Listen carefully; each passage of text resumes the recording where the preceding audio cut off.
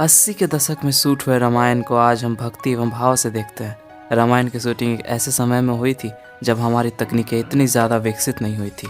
उस समय ना VFX और ना ही कोई एडवांस टेक्निक्स थी। अब आप सोच रहे होंगे कि उस समय इतने सारे फैसिलिटीज़ के बिना रामायण आखिर कैसे बनकर तैयार हो गई, और उस समय के रामायण में ऐसा क्या था कि लोग भला आज के समय में बने रामायण को छोड़कर रामानंद सागर के बनाए हुए रामायण की ओर खींचे चले जाते हैं। उस जमाने में बिना VFX और बिना आधुनिक तकनीकों के बगैर रामायण की शूटिंग में कितनी परेशानी हुई थी, और साथ साथ उस समय रामायण बनाने में कितना खर्च हुआ था। इतना ही नहीं, उस समय बानर सेना और जामवंत जैसे कैरेक्टर बनाना कैसे सक्षम हुआ था। तो आज की इस वीडियो में हम आपको इनके पीछे की सच्चाई से रूबरू करवाएंगे। वीडियो के अंत तक जरूर बने रहिएगा। नमस्कार दोस्तों, स्वागत है आपका हमारे चैनल अनस्किप रियलिटी हिंदी में। दोस्तों, आज से लगभग 33 साल पहले जिस रामायण को रामानंद सागर ने बनवाया था, उस रामायण की छवि आज भी लोगों में बरकरार है। रामायण को शूट करने के लिए एक ऐसी जगह की जरूरत थी जहाँ पर जंगल, नदी और खाली मैदान होना चाहिए था, ताकि अलग अलग दृश्यों को शूट करने में डायरेक्टर को ज्यादा परेशानी ना हो। बहुत ज्यादा तलाश के बाद एक ऐसी जगह मिली जहाँ पे रामायण को फिल्माया जा सके। वो जगह और कोई नहीं, गुजरात थी। गुजरात के एक छोटे से शहर उमरगांव को रामायण की शूटिंग के लिए चुना गया था। आपकी जानकारी के लिए आपको बता दें कि इस शहर की आबादी उस समय उतनी ज्यादा नहीं थी, जिस कारण रामायण को अच्छे से शूट किया गया। उमरगांव में रामायण को पूरे 550 दिन तक शूट किया गया था।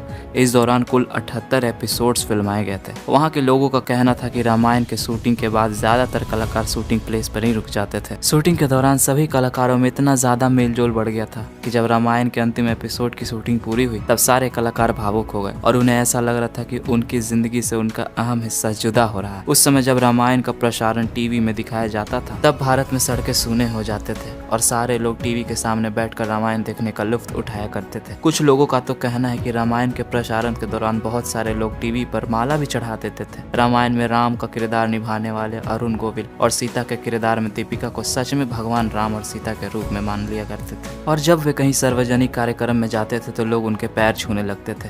अगर हम आपको रामायण की शूटिंग के बारे में बताएं तो रामायण में लक्ष्मण का किरदार निभाने वाले सुनील लहरी ने बताया कि रामायण में हनुमान जी को उड़ते हुए इधर उधर बहुत देखा गया है, मगर शूटिंग के दौरान वो कहीं नहीं उड़ते थे, उन्हें बस एक स्टूल पर खड़ा कर दिया जाता था। सुनील लहरी ने बताया कि जब रामायण में राम और लक्ष्मण को हनुमान जी के कंधे पर बिठाने वाला सीन शूट किया गया था, तो वो उन सभी के लिए बहुत ज्यादा मजेदार रहा था। रामायण के सीन में देखने को मिलता है कि हनुमान जी राम और लक्ष्मण को अपने कंधे पर बिठाकर आसमान के रास्ते ले जाते हैं। रामायण के इस सीन को शूट करने के लिए क्रोमा तकनीक का इस्तेमाल किया गया था। उसके बाद कई तरह के स्पेशल इफेक्ट डाले गए, तब जाकर यह सीन पूरी तरह से तैयार हो पाया। सुनील लहरी ने यह भी बताया कि इस सीन की जो शूटिंग हुई थी वो काफी हद तक इमेजिनेशन थी।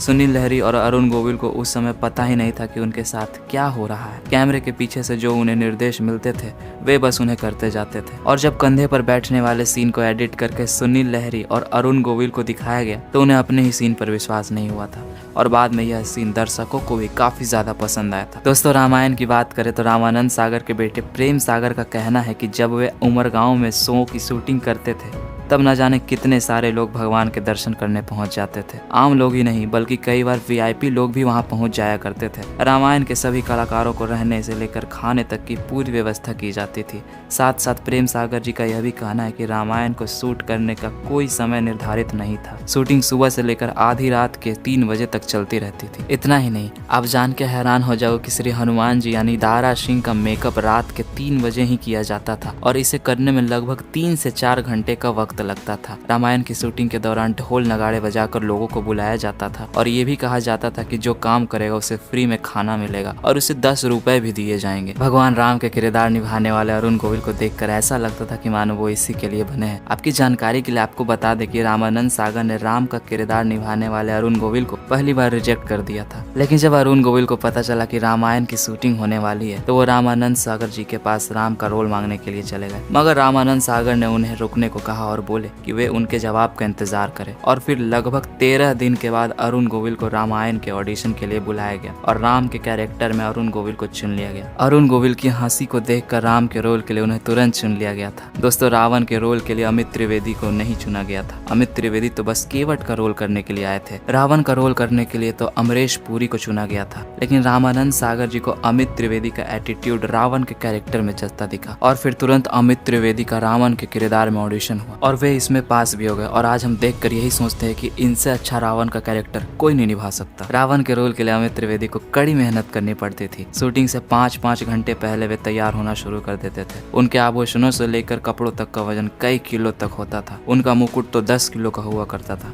अमित त्रिवेदी जब शूटिंग पर जाने लगते थे तो पूरा दिन अपना उपवास रखते थे और शूटिंग के बाद अपना उपवास तोड़ते थे। उन्हें इस बात का अफसोस होता था कि रावण के किरदार में उन्हें राम के लिए कड़े शब्दों का प्रयोग करना पड़ता था। दोस्तों, आज से लगभग 33 साल पहले इस शो के एक एपिसोड को बनाने में 9 लाख रुपए की लागत आती थी। हालांकि रामानंद सागर की रामायण ने पूरे 23 करोड़ रुपए कमाए थे। आपकी जानकारी के लिए आपको बता दें कि आज के समय में उस समय के 9 लाख रुपए 1 करोड़ रुपए के बराबर है। रामानंद सागर द्वारा निर्मित रामायण आज भी हमारे दिल से जुड़ा है। आज के समय में आने वाले रामायण तो सिर्फ मजाक बनकर रह गए। वो कहावत तो सच ही है कि जो दम पहले के चीजों में होती थी वो अब की चीजों में कहाँ है। दोस्तों, रामानंद सागर द्वारा निर्मित रामायण सदैव हमारे दिल में अपनी जगह बनाए रखेगा। दोस्तों, वीडियो पसंद आया होगा तो वीडियो को लाइक जरूर करें और ऐसी और भी इंफॉर्मेटिव वीडियोस आगे देखने के लिए हमारे चैनल को सब्सक्राइब कर नोटिफिकेशन बेल जरूर ऑन कर दीजिएगा। हम मिलते हैं नए वीडियो में किसी नए टॉपिक के साथ। तब तक के लिए bye and thanks for watching.